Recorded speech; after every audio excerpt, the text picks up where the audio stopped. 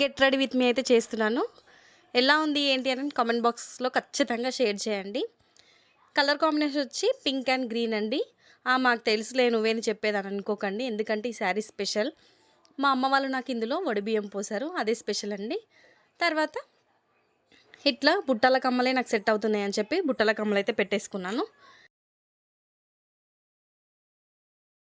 తర్వాత ఒక చైన్ అయితే పెట్టుకున్నాను, అది కూడా మన కాంబినేషన్లోనే కలిసేటట్టు పెట్టుకున్నాను. తర్వాత నేనైతే మా పిల్లలకి ఏదైతే యూస్ చేస్తానో బాడీ లోషన్ అదే పెట్టానండి. నేనేం మేకప్ అయితే వేసుకోను. మా ఇంట్లో ఏది ఉంటుందంటే ఫెయిర్ అండ్ లవ్లీ అవి ఏవి ఉంటే అవే వేసుకుంటాను. మేకప్ అయితే యూస్ చేయలేదు ఇప్పటివరకు.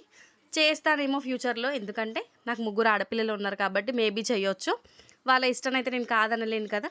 సో వాళ్ళు వేసుకుంటే ఇప్పుడు ఎట్లా వాళ్ళ వస్తువులు యూజ్ చేస్తున్నానో తర్వాత కూడా వాళ్ళవి అట్లనే యూజ్ చేస్తాను. తర్వాత లోషన్ తర్వాత 10 రూపీస్ ఫెయిర్ అండ్ లవ్లీ, అది ఫెయిర్ అండ్ గ్లో అండి. చూడండి, పెట్టుకోగానే ఫేస్ అయితే గ్లో అయితే వచ్చేసింది. తర్వాత 10 రూపీస్ కాజల్ అండ్ ఇంకా 10 రూపీస్, అన్ని 10 రూపీస్వే ఉంటాయండి. పిల్లలు ఉన్నారు కదా, పాడు చేస్తారని నేనైతే ఎక్కువ రేట్ తీసుకోను. తర్వాత లిప్స్టిక్ ఒక్కటి తగ్గింది పుష్ప అన్నట్టుగా మొహాన్లో బొట్టు అయితే తక్కువ అయిందండి. నేను ఎందుకు మేకప్ వేయనో చెప్పాలంటే, ఎలక తోలు తెచ్చి ఎన్నాళ్ళు ఉతికినా నలుపు నలుపే కానీ తెలుపు కాదనే సామెత ఉంది కదండి, సేమ్ అదే ఫాలో అవుతాను.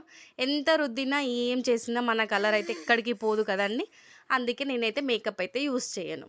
తర్వాత బొట్టు పెట్టుకున్నాను. నెక్స్ట్ మనం శారీకి తగ్గట్టు హెయిర్ స్టైల్ అనేది చేసుకుంటే మనం పర్ఫెక్ట్గా ఉన్నట్టండి. ఎందుకంటే మనం ఎంత మంచిగా రెడీ అయినా మనకి సెట్ అవ్వలేదు అని అంటే హెయిర్ వల్లనే పోతుంది అదంతా. అందుకే మన శారీ తగ్గట్టు మనమైతే రెడీ అవ్వాలి.